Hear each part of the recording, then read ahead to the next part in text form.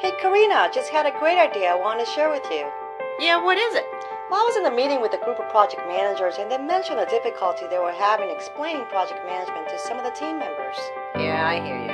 Well, I'm thinking of putting together a series of videos explaining project management in simple and practical terms that anyone can understand. That does sound like a great idea. Would you like to partner with me? Of course. Count me in. At the end of this session, you should be able to have a general understanding of the project management's process, commonly used terms, and understand the project manager's role and responsibilities.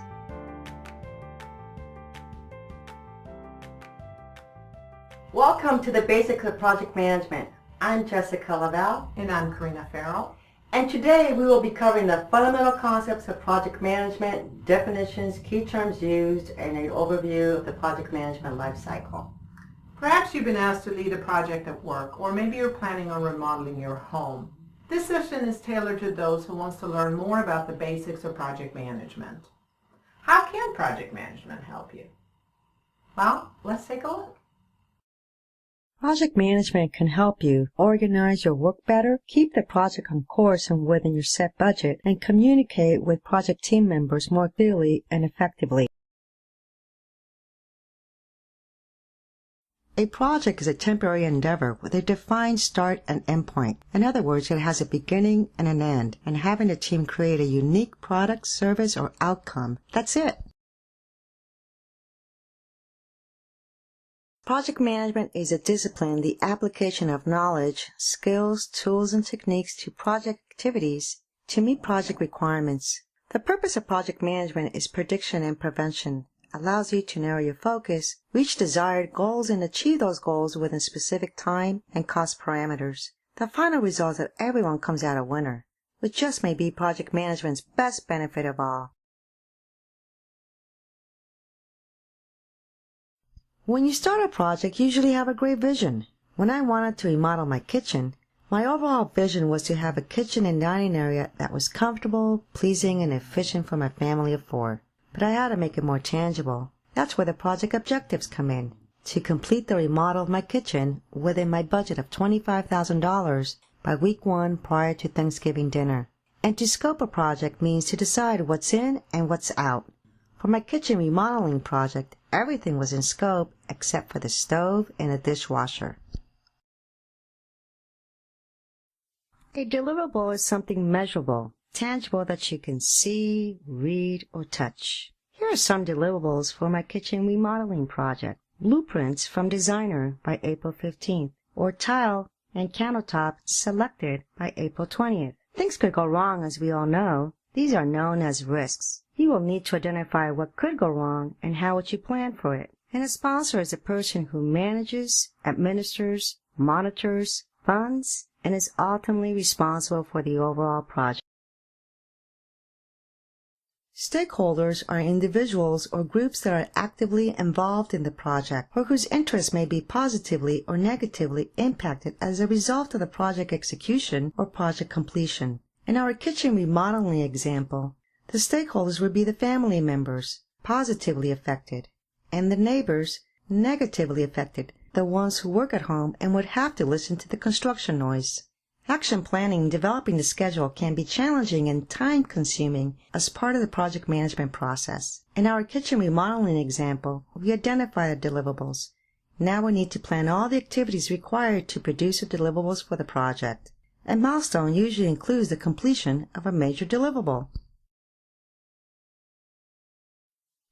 A project manager is one who looks into the application of knowledge, skills, and techniques, organizes, oversees, and controls the life cycle of a project. To be an effective project manager, you need to be a good communicator, having the ability to communicate with people at all levels. Project leadership calls for clear communication about goals, responsibility, performance, expectations, and feedback. Be a team builder and a team player. Projects may use people who may not have worked together before. It is up to the project manager to set the atmosphere of the team and to lead them through various phases of the project lifecycle. Be a leader and a manager. Leaders openly share and communicate a common vision. They gain agreement and establish the future direction. They motivate others. Managers, on the other hand, are very result-driven, focused on getting the work done. A good project manager will constantly switch from a leader to a manager as situations occur.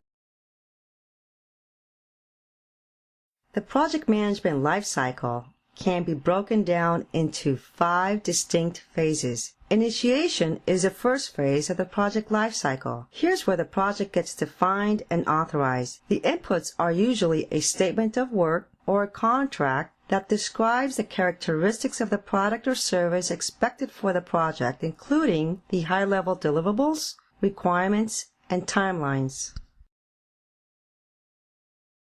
The planning phase of the project lifecycle defines an orderly arrangement of activities and resources to deliver the product or service, beginning by outlining and organizing the activities, tasks into sequence of chronological events, identifying all stakeholders and team members, and analyzing potential risks.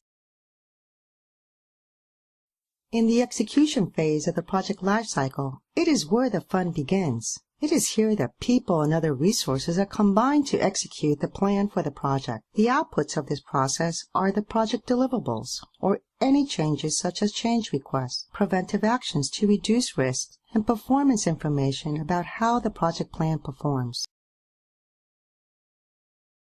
In the monitor and control phase of the project lifecycle is to regularly measure and monitor progress to identify variances so that corrective actions can be taken if necessary.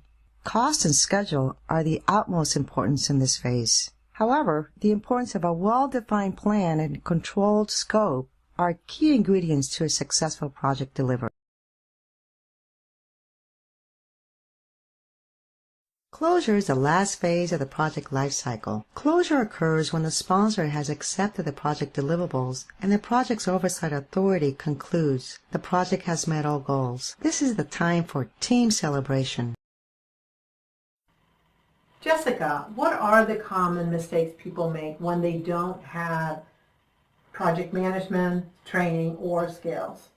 Well, a common mistake is not to have a clear project definition, objectives, and the desired outcome. Another one is jumping straight into execution mode. Right. That is typically happens when there's a lot of pressure from management to deliver fast results. Perhaps management is not clear on the proper project management process or fails to see its value. Right. But as we know, making these mistakes will get a project into trouble right away. Absolutely. From exceeding budgets and scope creep. Well, not only that, tasks can be delayed and the project team doesn't have a clear roles and responsibilities. And without clear roles and responsibilities, no one really knows who's doing what. Right. So it causes a lot of confusion. Right. Completing a project in this state is almost impossible. The experience to be on a team like this is not very rewarding. And frankly, there can be a lot of finger pointing and missed expectations. Oh, very dysfunctional. These are examples of mistakes easily made without having the proper project management process in place. On behalf of Jessica and myself, we hope we provided you with some valuable takeaways of the project management concepts. Thank you for watching. And please stay tuned for more videos from Theories in Practice.